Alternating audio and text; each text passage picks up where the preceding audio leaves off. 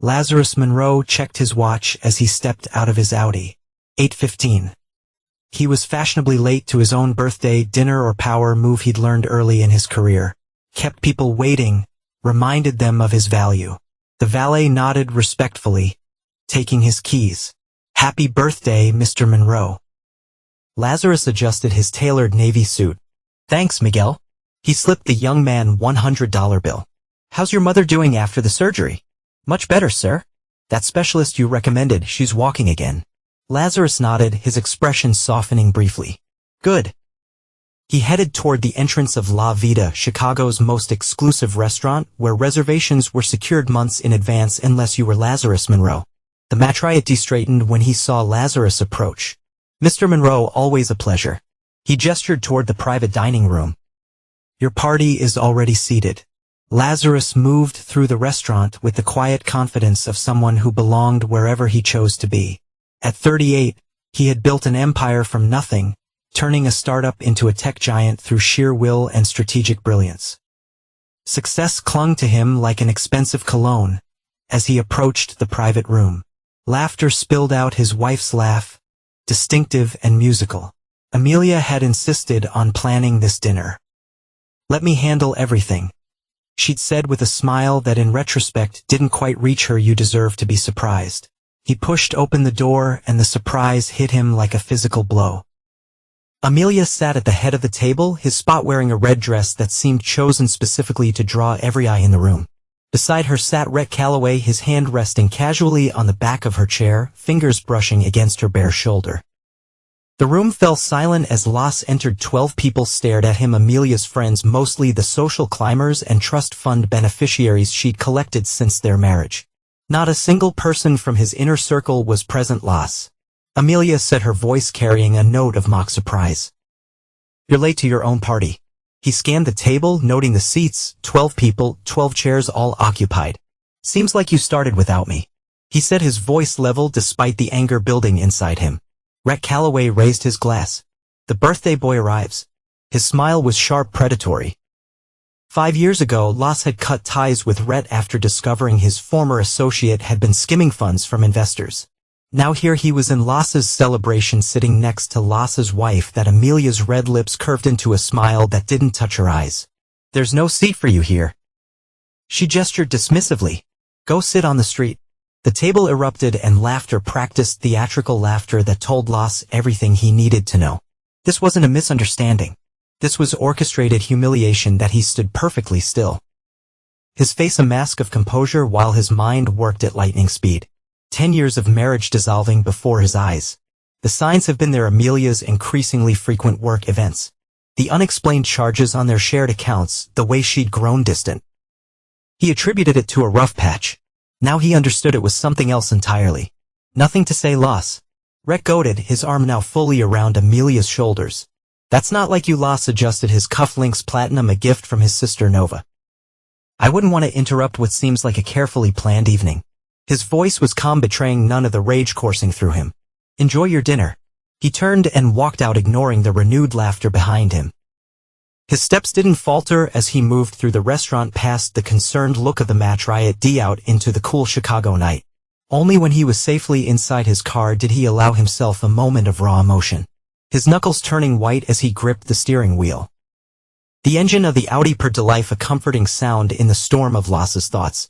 He pulled away from La Vida, muscle memory guiding him through the familiar streets of downtown Chicago while his mind dissected the evening's events that he'd been played. The realization settled like ice in his veins. Traffic lights cast alternating red and green glows across his face as he mentally cataloged the inconsistencies of the past few months. Amelia's networking dinners that ran until the early morning. The hush phone calls that ended abruptly when he entered room. The unexplained withdrawals from their joint accounts, small enough not to raise immediate alarms but substantial in their totality. "Idiot," he muttered to himself, taking a sharp turn toward Lakeshore Drive. The skyline of Chicago glittered beside him, a constellation of lights reflecting on the dark surface of Lake Michigan. He'd been too busy, too trusting, too confident in what he'd built. His phone rang through the car speakers. Nova's name flashed on the screen. "Not now," he said, declining the call. His sister would immediately sense something was wrong. Nova had never liked Amelia had warned him years ago about her materialistic nature. She's with you for what you can give her, Nova had said. Lass had dismissed it as sisterly overprotection. Now he wondered what else he'd missed that he pulled into a secluded spot overlooking the lake and killed the engine. The city hummed distantly as he retrieved his phone and scrolled through recent bank statements. The pattern was clearer now that he was looking for irregular transfers to an account he didn't recognize. Always just under $10,000 to avoid triggering automatic notifications. Then he checked his calendar, comparing it against Amelia's. The night she claimed to be at charity galas or business dinners aligned perfectly with gaps in Red's public appearances. How long had they been planning this? The question burned in his mind as he dialed a number he kept for emergencies only. Augustine Devlin answered on the second ring. Unusual hour for a call. Lazarus. Gus said, his voice gravely from years of expensive cigars and whiskey. I need your services. Lazarus stared out at the dark water. Divorce proceedings. Immediately. A brief silence. Amelia. Yes. Evidence. I'll have it compiled by morning. She's been siphoning money and she's involved with Rhett Calloway. Gus swore quietly. The same Calloway you caught defrauding investors. The very same. Lazarus' jaw tightened. I want everything frozen. Every account with my name on it. Every asset we share. I want her cut off completely starting tonight. That's aggressive even for me. Gus paused. You understand this means war. Lazarus watched a boat move slowly across the distant horizon.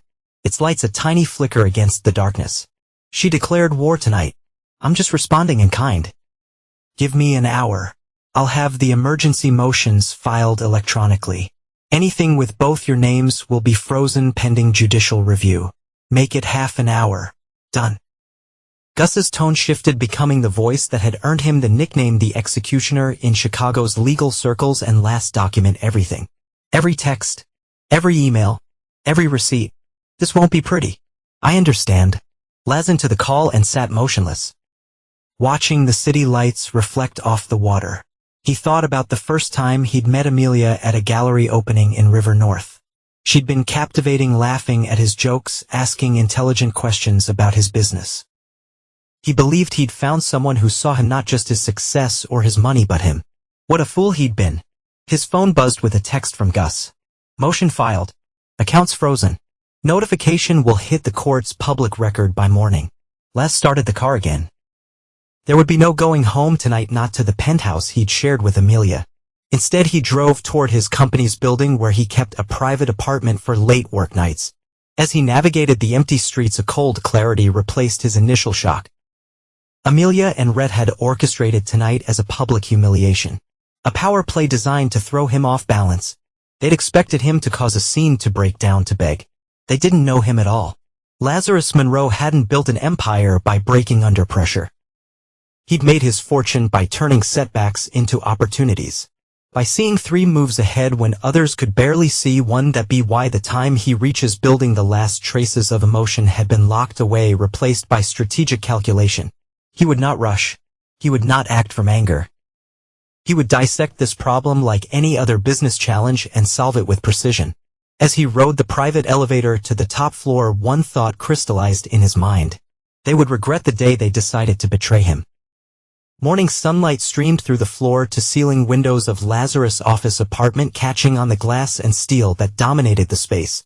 He stood by the window, fresh from shower, dressed in a crisp white shirt and dark slacks, watching the city wake up below him. He hadn't slept, but the adrenaline of strategic planning kept him sharp. His phone vibrated on the desk. Roman Sinclair, his oldest friend and the owner of Elysium, Chicago's most exclusive nightclub. Ro, he answered, voice steady. What the hell, man?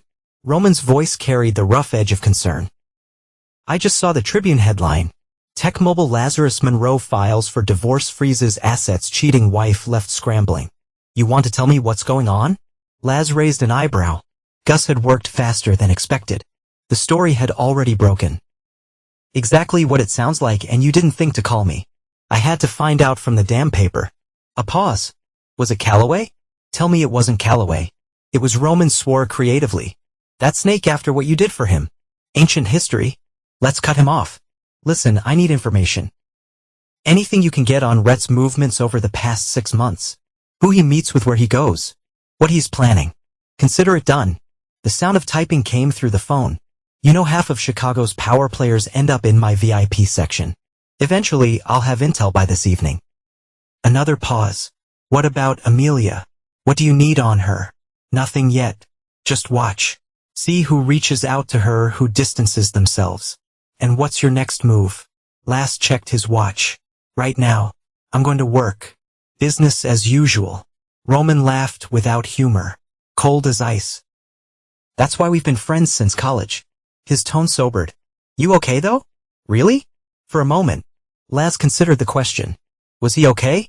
His wife had betrayed him, conspired against him, humiliated him publicly. By any normal metric, he should be devastated. Instead, he felt oddly liberated. The confusion of the past months had clarified into perfect understanding. The path forward was clear. I'm fine, he said. Finally, she made her choice. Now she gets to live with it. After ending the call, Laz stepped into the elevator, descending to the main offices of Monroe Technologies. His assistant, Eliza, met him in the lobby, surprise evident in her expression. Mr. Monroe, I didn't expect you in today. Happy belated. Thank you, Eliza. He accepted the coffee she handed him. Clear my morning. I need to speak with the executive team at 9. And give me the file on Project Orpheus. Yes, sir. She fell in a step beside him as they moved toward his office. Also, Mrs. Monroe has called 7 times this morning. Should Mrs. Monroe no longer has access to this building or any of our facilities, please update security accordingly. Eliza's professionalism didn't waver, though her eyes widened slightly. Understood, sir. And Eliza? He paused at his office door. Any calls from Augustine Devlin come directly to me regardless of what I'm doing. He closed the door behind him, settling at his desk to review the day's agenda. Business continued. The world kept turning. He would show no weakness, no disruption, no hint that his personal life had imploded overnight. 3 hours later. Midway through a strategy meeting, his phone buzzed with a security alert. Amelia was in the lobby. Excuse me. He said to his team, standing smoothly, take 10 minutes. I'll be right back. He found her by the reception desk wearing oversized sunglasses, despite the building's dim lighting. Her hair was pulled back severely. Her posture rigid with anger. 2 security guards flanked her at a respectful distance. What's the meaning of this? She hissed as he approached. My cards are all declined. I was humiliated at Bird Wharf's. Laz regarded her with clinical detachment. This woman who had shared his bed for a decade now seemed like a stranger, or perhaps he was seeing her clearly for the first time. Did you expect something different? His voice was quiet, controlled. After last night's performance, she removed her sunglasses, revealing eyes reddened either from crying or lack of sleep. It was a joke, Laz. A stupid birthday prank that went too far. Rhett suggested. He nodded as if something made sense. Rhett suggested, and you always do what Rhett suggests. Her expression hardened. You're overreacting, making a spectacle of us both. The Tribune, Laz? Really, I didn't call the Tribune, but you're not denying the story, are you? She stepped closer, lowering her voice. People are talking. My phone hasn't stopped ringing. I imagine it hasn't. He glanced at his watch. Is there something specific you need, Amelia? I'm in the middle of a meeting. For a moment, genuine shock crossed her face. She had expected tears, perhaps, or anger, anything but this cold dismissal. I need access to my accounts, she said finally. You can't just cut me off completely. It's illegal. Actually, it's perfectly legal when there's evidence of financial misappropriation. He held her gaze steadily. The withdrawals to the Cayman account were particularly sloppy. Gus has all the documentation. Color drained from her face. You don't understand. I understand perfectly. He nodded to the security guards. Mrs. Monroe was just leaving. You can't do this, she said. Her voice rising as one of the guards stepped forward. You think you're so clever? You have no idea what's coming. Laz smiled then, a smile that didn't reach his eyes. Neither do you. He turned and walked back toward the elevator, her protests fading behind him. As the doors closed, he caught a final glimpse of her being escorted toward the exit, her composure cracking while employees pretended not to stare. The elevator ascended smoothly. By the time it reached his floor, Laz had already shifted his focus back to business. The morning's display would ripple through Chicago's social circles within hours. Amelia's humiliation at being publicly escorted from his building would cement the narrative. Lazarus Monroe was not to be betrayed. He returned to the conference room where his team waited expectantly. "Let's continue," he said, retaking his seat. "As I was saying about the Asian market expansion, 3 days after the restaurant incident, Laz sat in Augustine Devlin's corner office, surrounded by the trappings of legal success, leather-bound books, awards, and a view of Chicago that justified the hourly rate Gus commanded. The lawyer pushed a folder across his immaculate desk.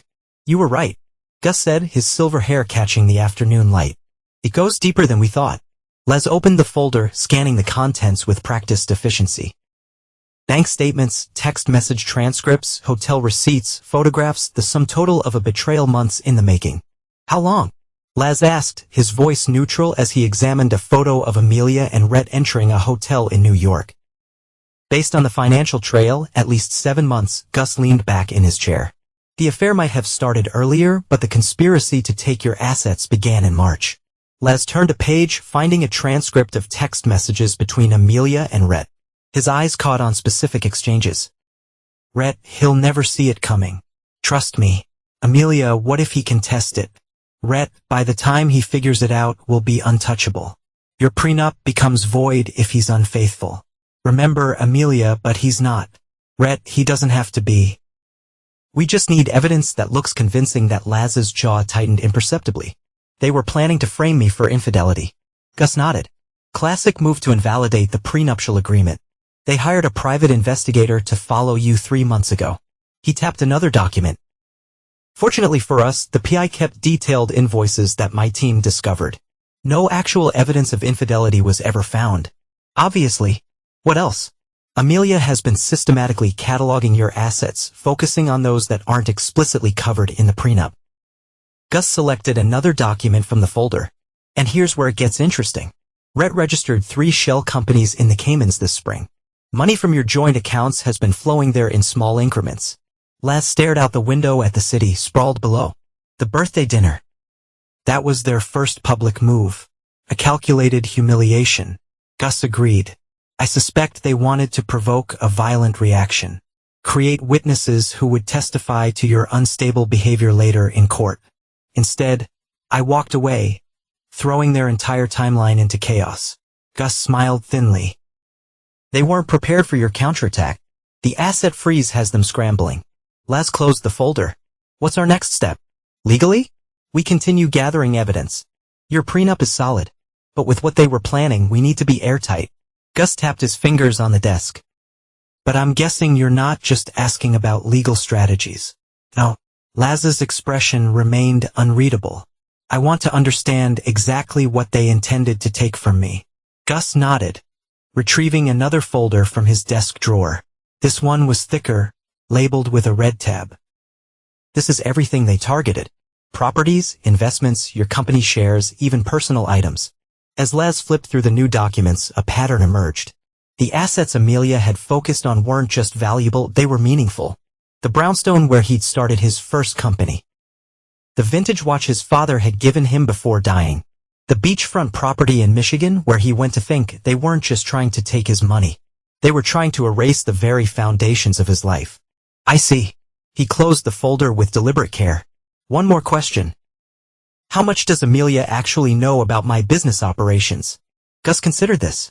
"Based on these documents, she understands your public holdings but has minimal insight into your private investments or corporate structure. Rhett's knowledge would be similarly outdated. He hasn't been connected to your operations in 5 years." Laz stood, straightening his jacket. "Good. Keep me updated on any developments." "Lazarus," Gus's voice stopped him at the door. "They've retained Patricia Winters." Laz paused. Patricia Winters was a shark known for representing high-profile divorces with a scorched earth approach. "Interesting choice. She'll make this ugly. Let her try." Laz's expression betrayed nothing. "They've already shown their hand. Now it's my turn." He left Gus's office and stepped into the waiting car where his driver waited silently. Instead of heading back to his office, he directed the car toward a different part of the city, the financial district where his sister, Nova, worked as a managing director at one of Chicago's most prestigious investment firms. Nova was waiting in the lobby of her building, her sharp eyes taking in his appearance with sisterly concern as she slid into the car beside him. "You look like hell." she said by way of greeting. Charming is always Nevada. He used a childhood nickname for her. A small concession to their shared history. I've been calling you. I've been busy. She snorted. Yes, I gather from the headlines. Tech mogul's unfaithful wife gets frozen out. Subtle. I didn't write it, but you're not unhappy about it. Her eyes narrowed. I warned you about her last side. If you brought me here for I told you so, we can skip it. I brought you here because you need me. She pulled out her tablet, calling up a series of documents. Rhett's financial situation isn't as solid as he pretends. He's leveraged to the hilt and his latest venture is bleeding cash. Laz raised an eyebrow. How did you? Please. She waved dismissively. You think you're the only one with resources? I've had him investigated since the day he slithered back into Chicago. Her expression softened slightly. I knew he was trouble. I just didn't realize how much. For the first time in days, Laz felt a genuine smile tugging at his lips. Nova had always been his fiercest defender, from playground bullies to business rivals.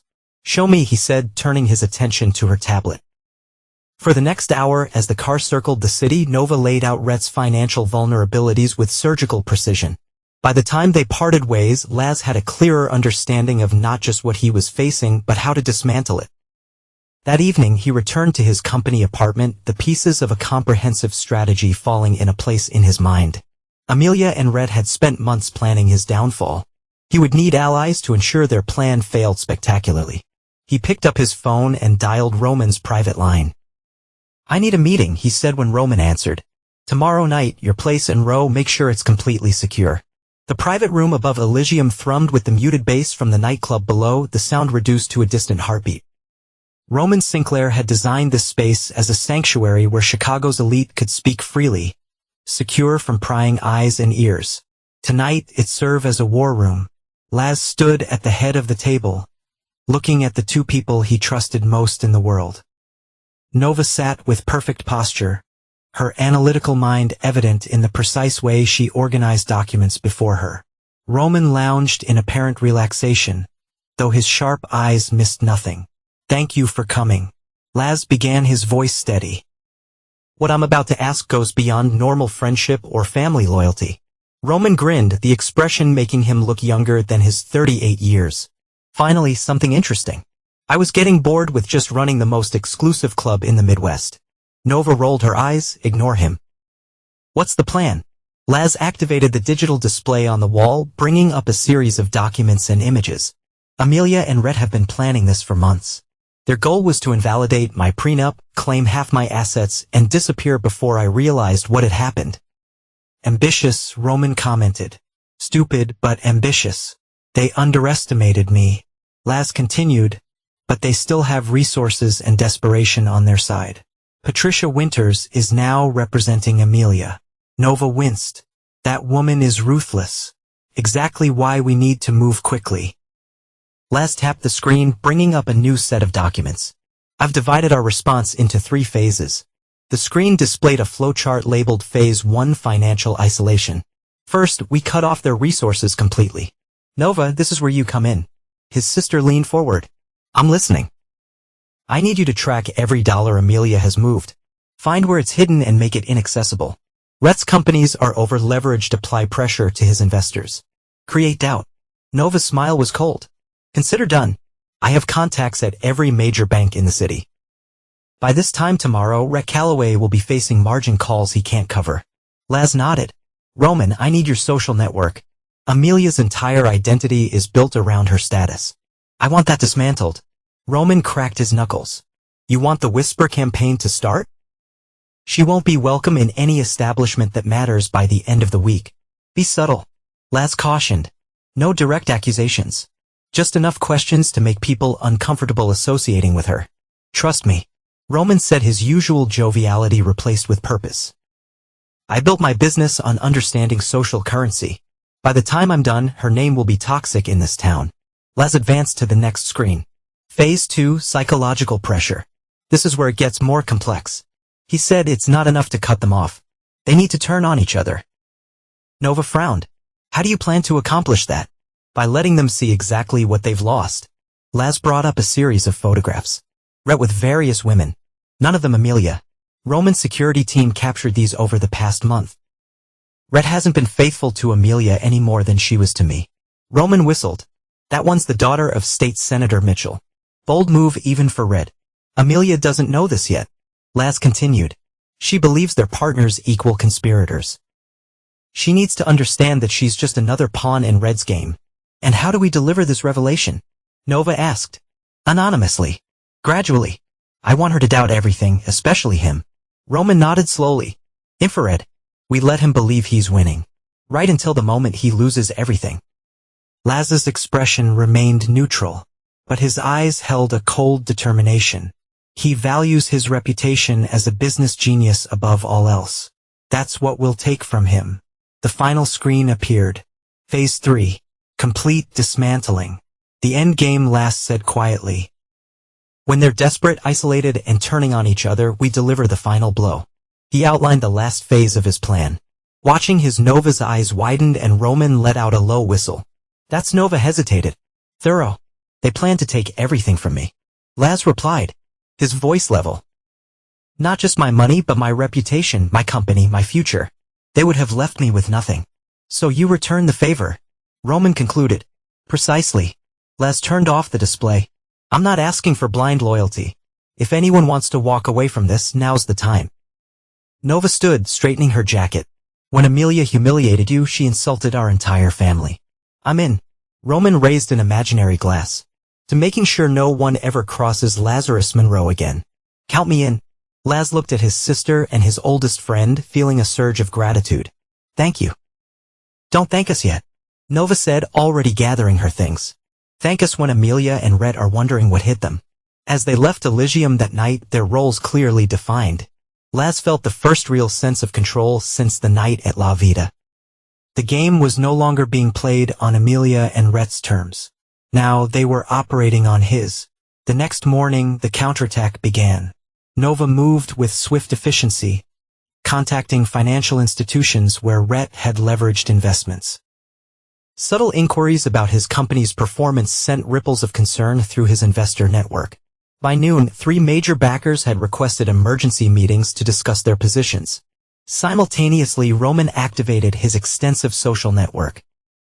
Chicago's elite operated on information and exclusivity, and Roman controlled both through Elysium. Carefully placed comments. Did you hear about Lazarus Monroe? Such a shame. What Amelia did spread through the city's upper echelons. The birthday dinner humiliation became a cautionary tale, with Amelia cast as the villain.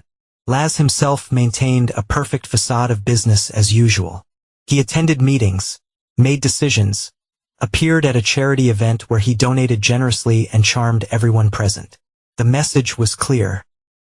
Lazarus Monroe remained unaffected by personal betrayal. He was, if anything, stronger than before. 3 days into their campaign, the first results became evident. Rhett's newest venture announced an organizational restructuring after 2 key investors withdrew support. Amelia arrived at her favorite salon to find her standing appointment had been accidentally canceled. Her social media accounts, once flooded with comment from Chicago's social scene, grew noticeably quiet when Laz received word that Amelia had been turned away from Elysium. At capacity this evening, Mrs. Monroe, he allowed himself a small moment of satisfaction. Phase 1 was proceeding exactly as planned. E-Peninsula exactly 1 week after the divorce filing made headlines. Plain brown wrapping, no return address, delivered by courier who disappeared before questions could be asked. Inside, she found a single photograph. Rhett at a restaurant in Miami, his arm around a blonde woman who was decidedly not Amelia. The timestamp showed a date from 2 months earlier when Rhett had claimed to be on a business trip to secure funding for their plan and own no to accompany the image. None was needed. The second package arrived 3 days later. This time, a flash drive containing audio for what appeared to be a private conversation between Rhett and an unidentified male. What about Amelia? When this is over, the unknown voice asked that Rhett's laugh was unmistakable. What about her? Once Monroe's assets are liquidated, she'll have served her purpose. Coal, man, business, Rhett replied casually. Besides, she's not exactly the type you build a future with. More like the type who helps you afford the future you want. Laz received reports of each delivery from the security team he'd hired to monitor Amelia's movements. He didn't need to witness her reaction personally. The aftermath told him everything he needed to know. After the second package, Amelia called Rhett 17 times in 2 hours. When he finally answered, their conversation in the hotel lobby was heated enough that security had to intervene. Phase 2 is progressing well, Nova noted during their weekly update in Laz's office. Rhett's company stock dropped another 15% yesterday after the anonymous tip to the SEC about accounting irregularities. Roman sprawled on Laz's office couch, scrolled through his phone, and Amelia tried to get into the Thompson Charity Gala last night. What's told her name wasn't on the list. He looked up with a satisfied smile. She created quite a scene. It's already making her rounds on social media. Laz nodded, taking in information without visible reaction. In the legal front, Nova glanced at her tablet. Gus says Patricia Winters has requested a meeting. Reading between the lines, Amelia is feeling the pressure and wants to negotiate. Deny the request. Laz said immediately, it's too early. That's what Gus recommended. Nova studied her brother's face. How are you holding up? Laz shrugged slightly.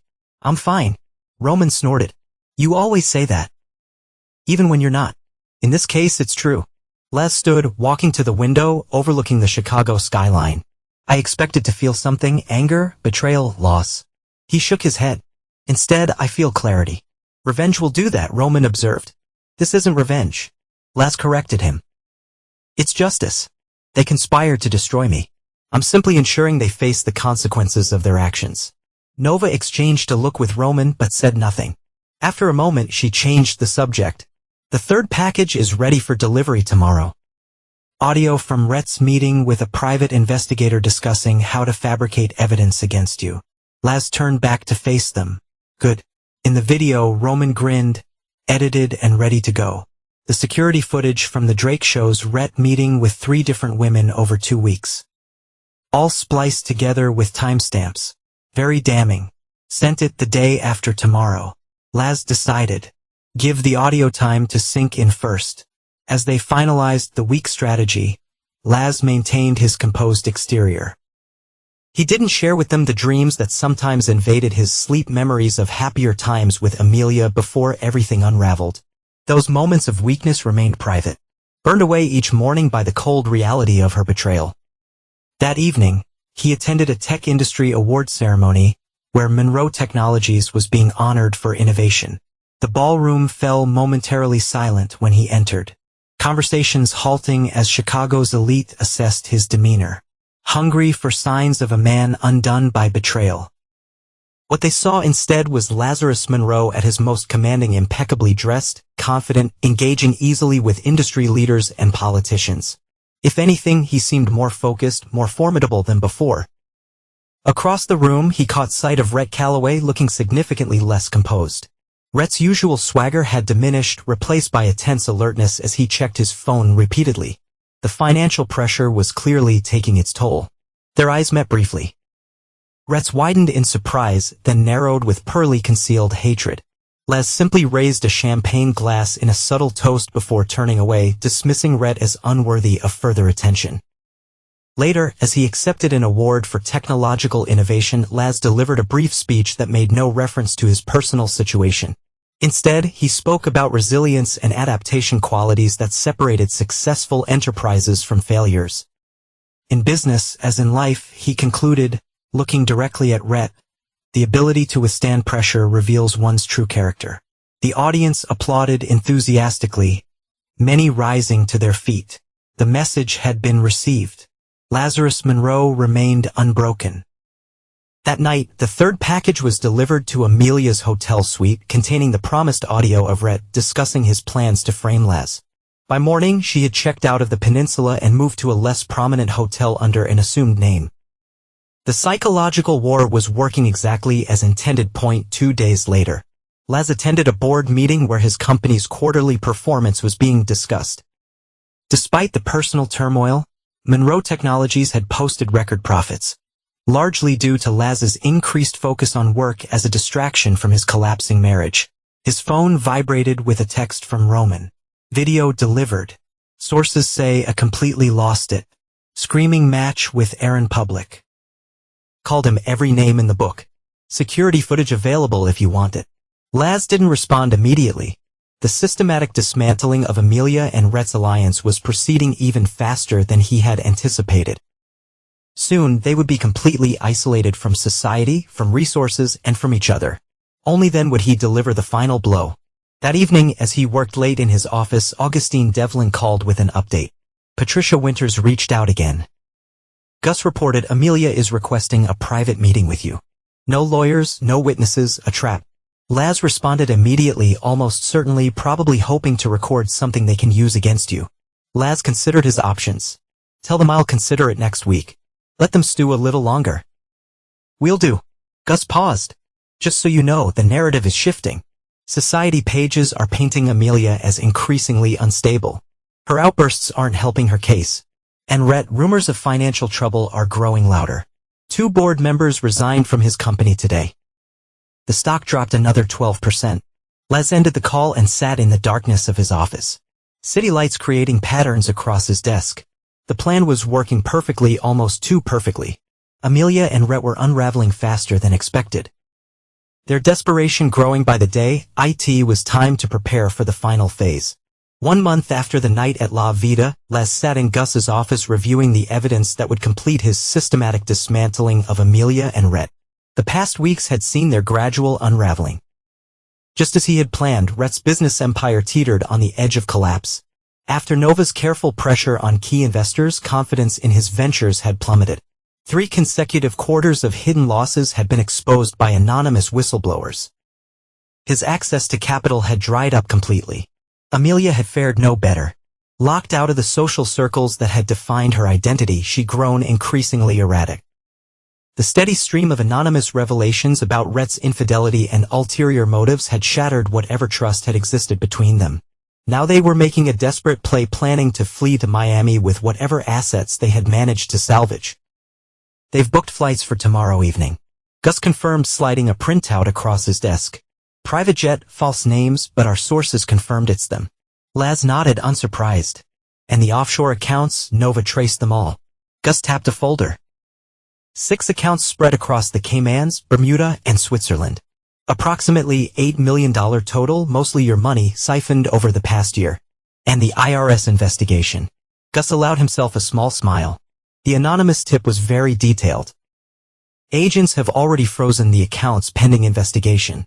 They're particularly interested in the fact that none of this income was declared on Amelia's tax returns for the past 3 years. Laz absorbed this information with cool detachment. What about Rhett's legal situation? Even worse than we hoped. Gus opened another file. Once we provided federal authorities with evidence of his past financial crimes, they discovered a pattern going back nearly a decade. Securities fraud, wire fraud, tax evasion. He's looking at serious jail time. When will they move? The arrest warrant is being processed now. Agents will likely take him into custody before the end of the day. Laz stood walking to the window.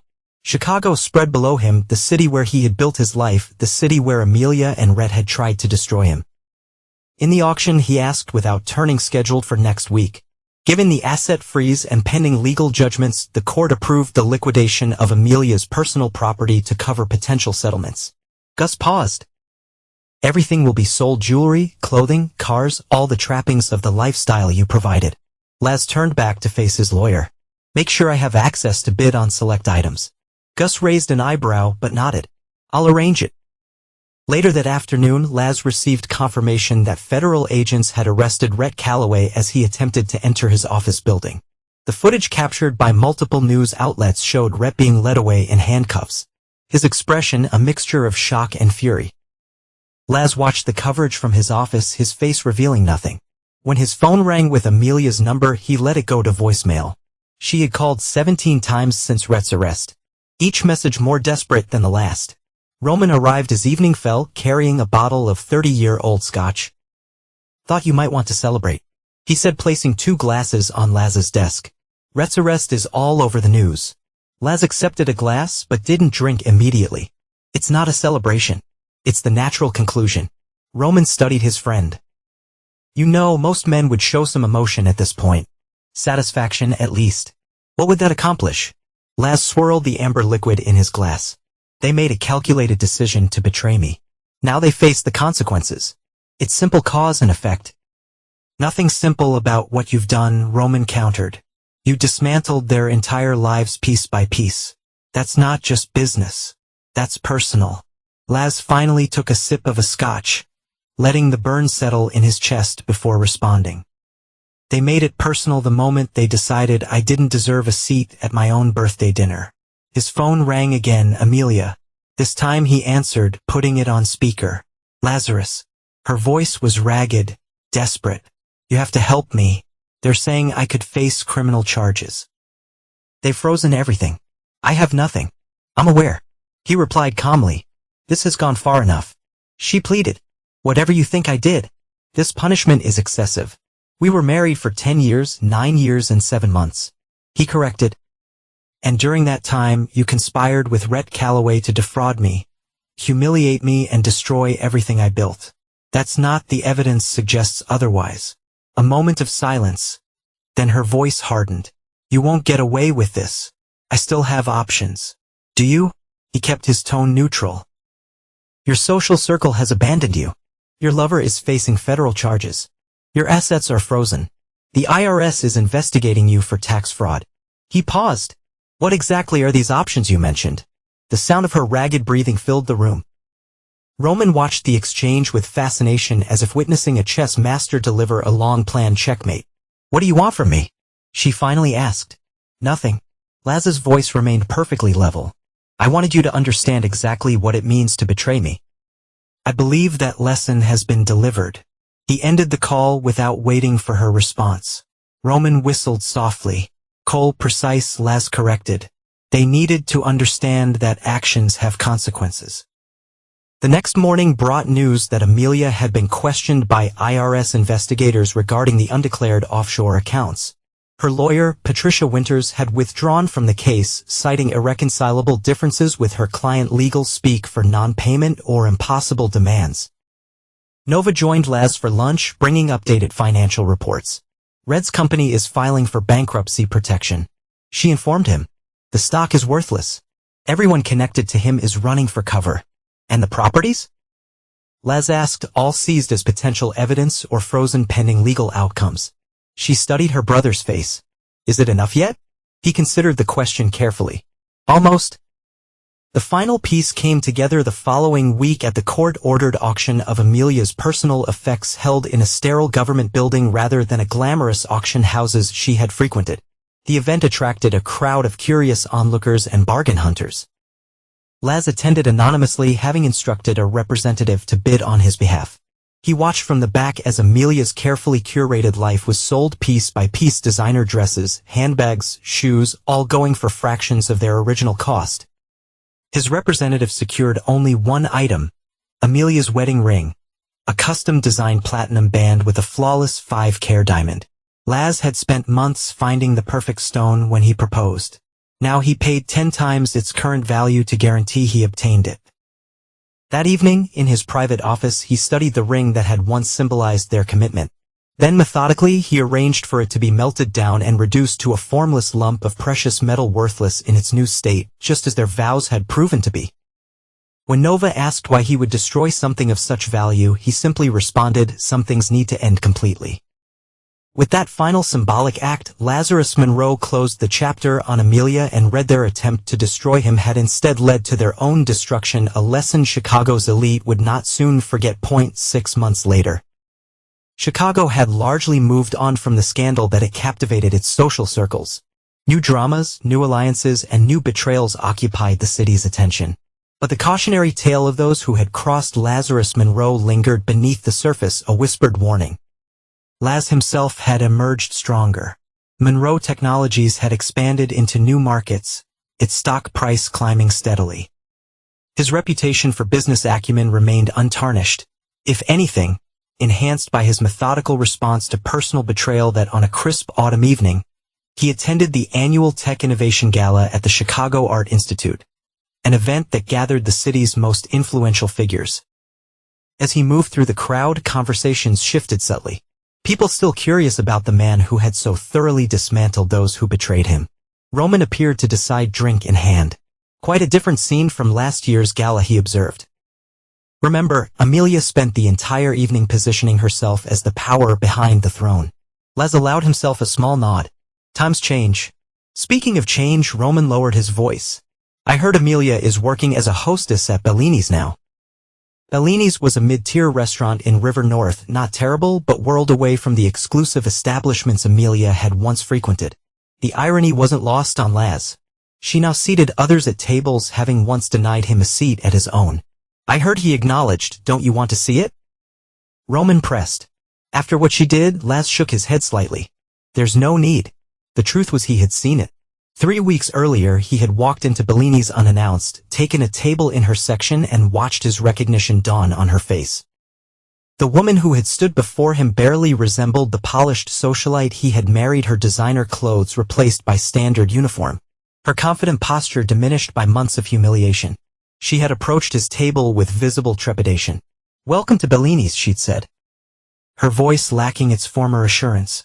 He had simply ordered a meal, treated her with the same impersonal courtesy. He would show any server and left a standard tip. The encounter had lasted less than an hour, but it had confirmed what he already knew. Amelia Monroe had been thoroughly erased, replaced by a shadow of her former self. And Rhett, Roman asked, pulling Laz back to the present, still fighting the charges. Unsuccessfully, Laz sipped his drink. His legal team abandoned him after he couldn't pay their fees. He's using a public defender now. Roman chuckled, from private jets to public defenders in 6 months. Almost poetic. Almost, Laz agreed and asked. The evening progressed. Laz found himself approached by Bennett Whitfield, a prominent journalist known for his profiles of Chicago's business elite. Mr. Monroe, Whitfield began, I've been hoping to speak with you about a feature I'm working on. Resilience in business is the theme. Laz regarded him cautiously. What aspects of resilience interest you? Well, Whitfield smiled slightly, you've become something of a case study. A personal betrayal that would have derailed most men seemed to barely affect your business trajectory. In fact, Monroe Technologies has shown stronger growth since your divorce. Focus is a powerful tool. Laz replied neutrally. Indeed, the journalist studied him with professional curiosity. Though many wonder about the personal cost. Do you regret how things played out? The very public nature of it all. Laz considered the question, thinking back to that night at La Vida, the moment he realized there was no seat for him at his own birthday dinner. The cold calculation in Amelia's eyes, the smug satisfaction on Rhett's face. No, he said. Finally, I don't regret anything. Whitfield pressed further. Nothing at all. The severity of their downfall has raised eyebrows. Some might call excessive. Laz met the journalist's gaze directly. They made their choices. I simply ensured they lived with the consequences. In your personal life now, has this experience changed how you approach relationships? It's clarified certain priorities, Laz acknowledged. Trust has to be earned, not assumed. Later, as he prepared to leave the gala, Laz paused on the museum steps, looking out at the Chicago skyline illuminated against the night sky. The city had been a backdrop for both his greatest successes and his most personal betrayal. Now it witnessed his continued rise, unhindered by those who had tried to bring him down. His driver held the car door open. Home, sir, Laz nodded, settling into the back seat. As the car pulled away from the curb, he reflected on the past 6 months. The calculated dismantling of Amelia and Rhett had required precision, patience, and an unflinching commitment to justice as he defined it. Some might view his actions as cold-blooded revenge. He saw them differently, as the necessary response to those who had mistaken his composure for weakness, his trust for vulnerability. The car stopped at a red light, and through the window, Laz caught sight of Bellini's restaurant. Through the glass, he could just make out Amelia's figure seating a couple at a table by the window. For a brief moment, their eyes met across the distance that he didn't wave. Didn't acknowledge her in any way. The light changed, and the car moved forward, leaving Bellini's and Amelia behind. The following weeks. News broke that Rhett Calloway had accepted a plea deal, admitting to multiple counts of financial fraud in exchange for a reduced sentence. He would serve a minimum of 5 years in a federal prison. His reputation permanently destroyed, his business empire dismantled beyond recovery. Amelia continued her slow fade into obscurity, no longer mentioned in the social columns that had once chronicled her every move. The offshore accounts remained frozen, the subject of ongoing investigation. Whatever plans she and Rhett had made for a luxurious escape had evaporated completely. Laz himself moved forward, his focus firmly on the future. Monroe Technologies announced a major expansion into Asian markets. His personal fortune doubled. New opportunities emerged daily at a charity event that winter. A young reporter approached him at the bar. "Mr. Monroe, what do you think about Rhett Calloway's sentencing last week?" Laz gave her a measured look. "I think the legal system worked as intended." "And what about the rumors that you orchestrated his downfall as revenge for his affair with your ex-wife?" "I don't respond to rumors," he replied calmly. Rhett Calloway faced consequences for his own actions. Nothing more. The reporter persisted. "Do you regret anything about how the situation unfolded?" Laz considered the question, remembering the moment when he'd walked out of La Vida humiliated but unbroken. The weeks of strategic planning that followed, the systematic dismantling of those who had betrayed him, that a small smile touched his lips. "Only that I didn't order dessert that night." He turned and walked away, leaving the reporter to interpret his words however she chose. Behind him, conversations resumed. The city's elite discussing the man who had taught Chicago's most memorable lesson and consequences. Lazarus Monroe had lost a wife but retained everything that truly mattered: his business, his dignity, and a knowledge that no one would ever again mistake his composure for weakness. In the end, he hadn't just survived betrayal. He had transformed it into his most definitive victory.